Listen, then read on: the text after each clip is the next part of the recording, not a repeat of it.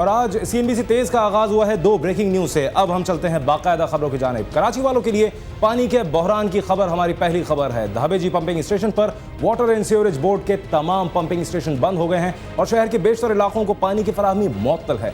Chief engineer water board के मुताबिक आज सुबह से बिजली की फराहमी में कमी के बायस 22 पंपिंग स्टेशन बंद हो गए हैं, जिससे कराची को 5.5 करोड़ गैलन पानी की फराहमी मुअत्तल हो गई है। वाटर बोर्ड के मुताबिक मुतासरा इलाकों में डिस्ट्रिक्ट सेंट्रल, शर्की और साउथ के इलाके कोरंगी, लांढी, शाह फैसल, गुलिस्तान जौहर, महमूदाबाद, नॉर्थ नाजिमाबाद शामिल हैं।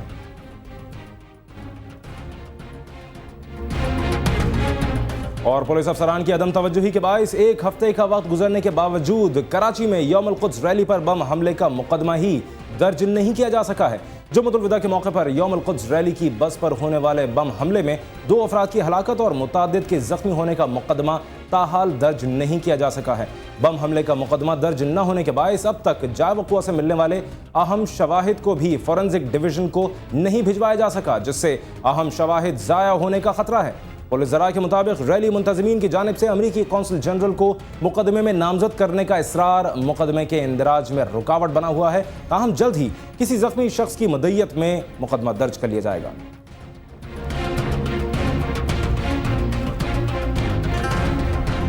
और टंडोआदम में बदचलनी के शुबे में तशद्दुद से हलाक शख्स का पोस्टमार्टम मुकम्मल कर लिया गया है, जबकि तहकीकात के लिए 3 रुकनी कमेटी कायम कर दी गई है।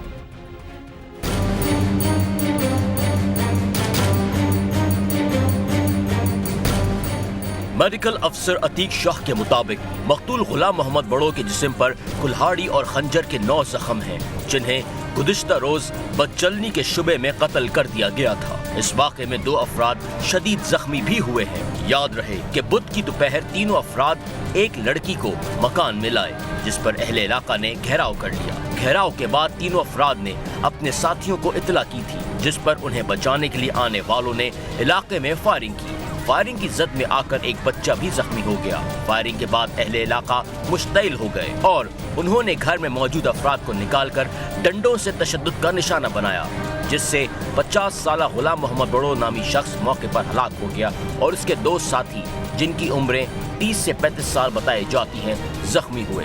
तीनों का ताल्लुक बड़ोड़ो कबीले से है। उधर पुलिस ज़राए के मुताबिक तहकीकाती कमेटी में DSP, SHO और CIA इंचार्ज टंडो आदम शामिल हैं। पुलिस का कहना है कि इब्तिदाई रिपोर्ट कुछ घंटों में वजीर आला को पेश कर दी जाएगी।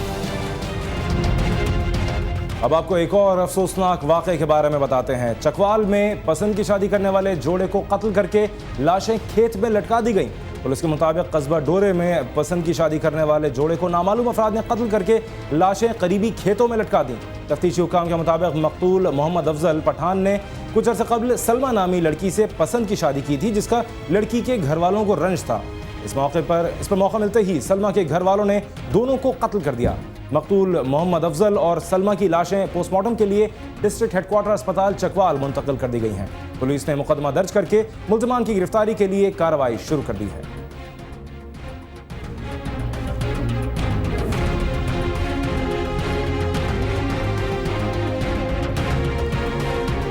कराची में फायरिंग और पुरतशद्दुद वाक़यात में अब तक 3 अफराद कत्ल, जबकि हॉक्स बे में डूबने वाले 2 अफराद की लाशें भी मिली हैं। कराची के इलाके सोराब गोट में एक शख्स की लाश मिली। पुलिस के मुताबिक मकतूल को सर पर गोली मारकर कत्ल किया गया। मकतूल की शनाख्त ताहाल नहीं हो सकी। अयूब गोट में नामालूम मुसल्लह मोटरसाइकिल सवारों की फायरिंग से एक शख्स हलाक हो गया। लांढी एक्सपोर्ट जोन में सिक्योरिटी गार्ड की फायरिंग से एक शख्स हलाक हो गया। पुलिस ने कंपनी के चीफ सिक्योरिटी गार्ड को हिरासत में लेकर तफ्तीश शुरू कर दी है। हॉक्स बे में नहाते हुए 2 नौजवान डूब गए, जिनकी लाशें निकाल ली गईं।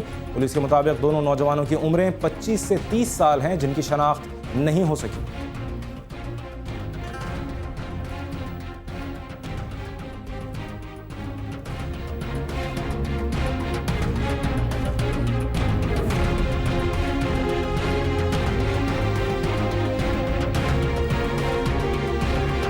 यहाँ एक और ब्रेकिंग न्यूज से आपको आगाह करते हैं। कराची के इलाके महमूदाबाद में अस्पताल पर कब्जे के खिलाफ इलाका मकीनों ने एहतजाज करते हुए हंगामा आराई की है। आपको एक बार फिर बताते हैं, कराची के इलाके महमूदाबाद में अस्पताल पर कब्जे के खिलाफ इलाका मकीनों ने एहतजाज करते हुए हंगामा आराई की है। मजीद तफसीलात जानते हैं तो नुमाइंदे काशिफ नज़ीर से। काशिफ, इस वाक़े की तफसील से आगाह कीजिएगा।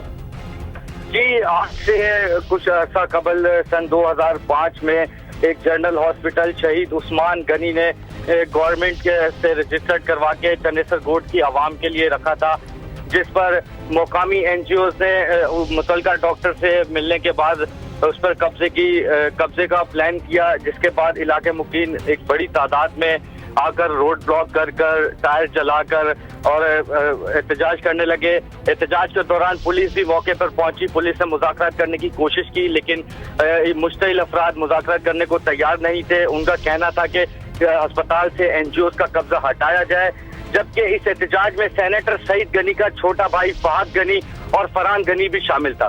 जी शहजाद। अच्छा, इस वक्त बताइएगा इलाके की क्या ताज़ा तरीन सूरत हाल है? क्या अब भी सड़कें बंद हैं, लोग एहतजाज कर रहे हैं और पुलिस वहीं खड़ी है? जी बिल्कुल, अब तक तमाम रोड ब्लॉक किए गए हैं और एहतजाज जारी है। पुलिस की तरफ से इस चीज़ की कोशिश की जा रही है कि मुश्तिल अफराद से मुज़ाकरात किए जा सकें, लेकिन मुश्तिल अफराद मुज़ाकरात करने के लिए तैयार नहीं है। उनका कहना है कि डॉक्टर सगीर हमें आकर खुद तसल्ली देंगे, जिसके बाद हम ये एहतजाजी धरना खत्म करेंगे। जी शहजाद। बहुत शुक्रिया काशिम नज़ीर हमें अपडेट करने का। कराची में अस्पताल के तनाज़े पर महमूदाबाद में इलाका मकीनों का एहतजाज और हंगामा आराई जारी है और यहाँ पुलिस ने मुज़ाकरात करने की कोशिश की है। अलबत्ता मुज़ाहिरीन का ये कहना है कि जब तक वज़ीर सेहत डॉक्टर सगीर अहमद आकर उनसे मुज़ाकरात नहीं करते और उन्हें तसल्ली नहीं देते, वो यहाँ से नहीं जाएंगे।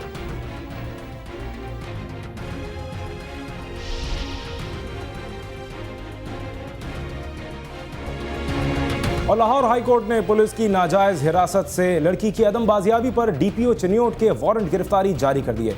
जस्टिस शाहिद सईद ने चिन्योट के रिहायशी हाफिज असलम की जानिब से बेटी की बाजियाबी के लिए दायर दरख्वास्त की समाअत की। अदालती हुक्म के बावजूद डीपीओ चिन्योट राना शहजाद अकरम ने मुगविया सलमा बीबी को बाजियाब करवाया और न खुद अदालत में पेश हुए, जिस पर फाजिल अदालत ने डीपीओ चिन्योट को गिरफ्तार करके 23 अगस्त को पेश करने का हुक्म दे दिया है। दरख्वास्त गुजार ने अदालत को बताया कि उसकी बेटी सलमा बीबी को ज्यादती का निशाना बनाया गया, जिस पर मुकदमा दर्ज करवाया गया। थाना सदर चिन्योट के एएसआई मजहर हुसैन लड़की का मेडिकल चेकअप करवाने के बहाने साथ ले गया, ताहम अभी तक लड़की घर वापस नहीं आई।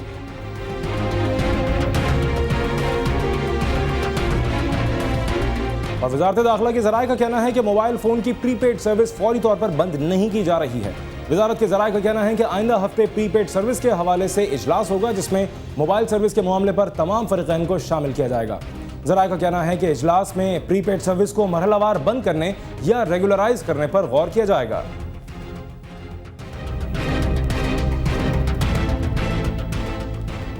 और हंगू के इलाके कोटली में फायरिंग से 3 पुलिस अहलकार जाँ बहक और मुतादिद जख्मी हो गए। ज़राए के मुताबिक इलाका डीपीओ का कहना है कि पुलिस मोबाइल पर नामालूम अफराद ने फायरिंग की। जख्मी अहलकारों को डिस्ट्रिक्ट हेडक्वार्टर अस्पताल पहुंचा दिया गया है। इलाका डीपीओ के मुताबिक पुलिस मोबाइल सुबह 9 बजे के बाद मामूल के गश्त पर थी कि उन पर अचानक नामालूम दहशतगर्दों ने फायरिंग की।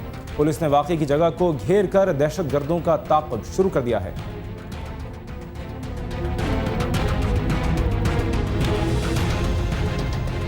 बॉलीवुड अदाकारा Sushmita Sen Mumbai jewellery fashion show में जलवागर हुई।